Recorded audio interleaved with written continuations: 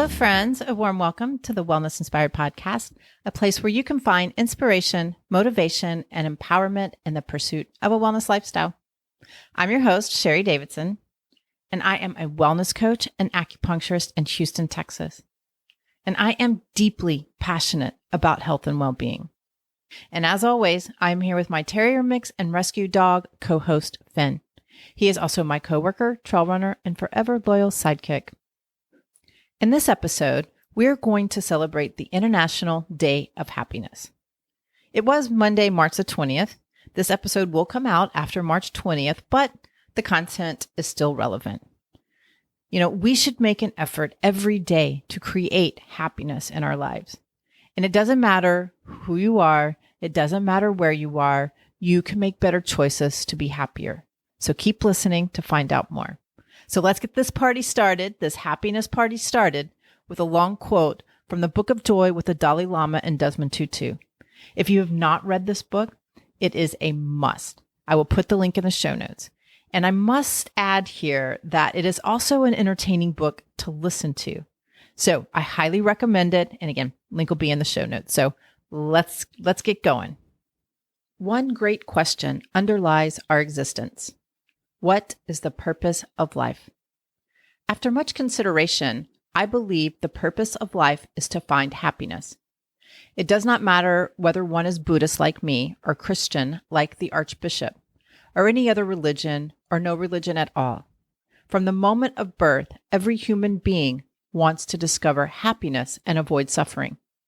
No difference in our culture or our education or our religion affect this. From the very core of our being, we simply desire joy. So often these feelings are fleeting and hard to find, like a butterfly that lands on us and then flutters away.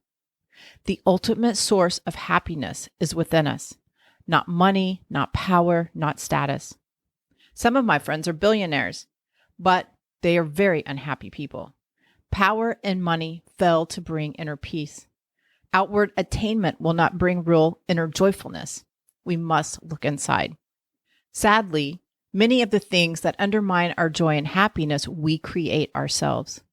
Often it comes from the negative tendencies of the mind, emotional reactivity, or from the inability to appreciate and utilize the resources that exist within us. The suffering from a natural disaster we cannot control, but the suffering from our daily disasters we can. We create most of our suffering. So it should be logical that we also have the ability to create more joy. It simply depends on the attitudes, the perspectives, and the reactions we bring to situations and to our relationships with other people. When it comes to personal happiness, there is a lot we as individuals can do. Isn't that beautiful? Think about your life and how much control you really do have over your happiness. So let's break this down. What is happiness?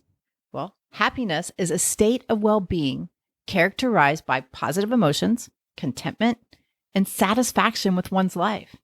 It is a complex and subjective experience that can be influenced by a range of factors such as genetics, environment, and personal circumstances. And let's not forget the influence of our prehistoric brain. The Dalai Lama describes it as the negative tendencies of the mind. Hey, it was a brutal fight for survival back in the day. Our brains were always scanning the environment for danger and threats. Unfortunately, our brain is still doing that today, even though we're in a time of relative peace. Think about it. We can get 1,000 compliments, but it's the one criticism we latch onto and define our whole being on that one awful criticism. Not the 1,000 compliments, but the one awful criticism. It haunts us for hours, days, months, and yes, sometimes years. This is your prehistoric brain in action. So let's move on. So why is happiness important? Happiness is important because it is a fundamental human goal. Like the Dalai Lama says, it's the purpose of life, to find happiness. It is also a key driver of well-being. Research has shown that happier people tend to have better physical health, stronger relationships, and more fulfilling lives. Happiness has also been linked to higher levels of creativity, productivity, and resilience in the face of adversity. Also, happiness is important on a societal level, as it can contribute to greater social cohesion and a more stable, prosperous society. Happy people are more likely to be engaged in their communities, volunteer, and contribute to the greater good. And as the Dalai Lama said, happiness is a key component of a fulfilling, meaningful life, both on an individual level and a societal level. By prioritizing happiness and well-being, we can create a better world for ourselves and those around us. So what better time to talk about the pursuit of happiness than on the International Day of Happiness? So let's get into what this day means, how it started, and what you can do to be happier. The International Day of Happiness is observed annually on March the 20th. When this episode, like I said, when this episode comes out, it will be past March the 20th, but we can still celebrate it. And it's celebrated throughout the world. The day was first celebrated in 2013 after the United Nations General Assembly declared it as a day to recognize the importance of happiness and well-being in people's lives. The purpose of International Day of Happiness is to promote the idea that the pursuit of happiness is a fundamental human goal, and to recognize that happiness is a key factor in promoting sustainable development and well-being for people all over the world. The day encourages individuals, communities, and governments to take action to promote happiness, such as promoting mental health, building supportive relationships, and creating more equitable and inclusive societies. On International Happiness Day, people around the world engage in activities that promote happiness, such as volunteering, spending time with loved ones, or participating in mindful practices. Also, spreading positivity on social media. Government and organizations also use the day to showcase initiatives that support well-being of their citizens and employees, such as mental health programs, workplace wellness initiatives, and community building projects. International Happiness Day serves as a reminder that happiness is not only a personal goal, but also a collective responsibility. By promoting happiness and well-being in our communities and societies, we can create a better, more fulfilling world for everyone. So if this is new to you, that last sentence can sound overwhelming. So I'll make it simple. The best place to start is with you. So what can you do? Here are 5 ways to celebrate International Day of Happiness, but I encourage you to practice them every day. So number 1, practice gratitude. Take time to reflect on the good things in your life and express gratitude for them.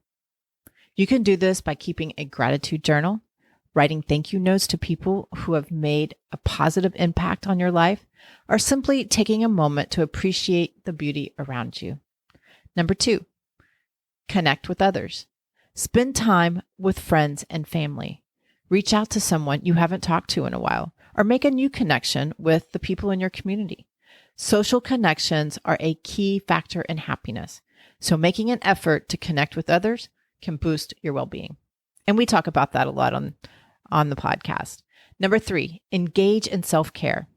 Take care of yourself physically and mentally by engaging in activities that promote relaxation and well-being, such as meditation, yoga, or a relaxing bath. Taking care of your own needs is essential for happiness and can help you feel more centered and balanced. Number 4, spread positivity. Make an effort to spread positivity and kindness to those around you. You can do this by complimenting someone, volunteering in your community, or simply sharing a positive message on social media. Small acts of kindness can have a big impact both on the giver and the receiver. And the last one, I've talked about this many times. Get outside. Spend time in nature and enjoy the beauty of the natural world. You can take a walk in a local park, go for a hike, or simply sit outside and soak up the sunshine. Spending time in nature has been shown to improve mood and reduce stress. So getting outside can be a great way to celebrate International Day of Happiness. I want to wrap this episode up with one last thought. I don't want anyone to walk away today expecting to be happy all the time. That is not the goal. In fact, it is simply unrealistic to be happy all the time. Happiness is a complex emotion that can be influenced by a variety of factors, some of which are outside of our control. Life is full of ups and downs, and it's natural to experience a range of emotion in response to different situations and events.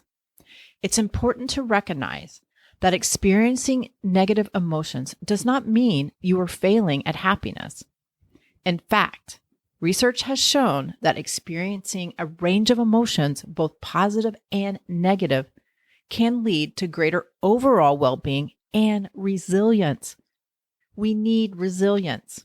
For example, it is appropriate to be sad when a loved one dies. In fact, it is crucial to your health and well-being to go through the grieving process.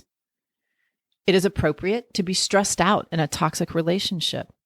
The stress is sending the message that something is wrong. And believe it or not, anger even has a time and place. It could save your life. So instead of striving for constant happiness, it may be more helpful to focus on building resilience and developing coping strategies for dealing with difficult emotions. This can include, again, practicing mindfulness, building strong social connections, engaging in self-care activities, and seeking professional support if needed. Ultimately, happiness is not a destination that we arrive at and stay forever. It is a journey that we all experience in our own unique way. And it is important to approach it with kindness, self-compassion, and realistic understanding of the ups and downs of life. So we're at the end, and I'm going to bring it full circle here. The key takeaway here is we create most of our suffering. In that, we have the ability to create more joy by changing our attitudes, perspectives, and how we react to situations and our relationships with others. This happiness is in your control.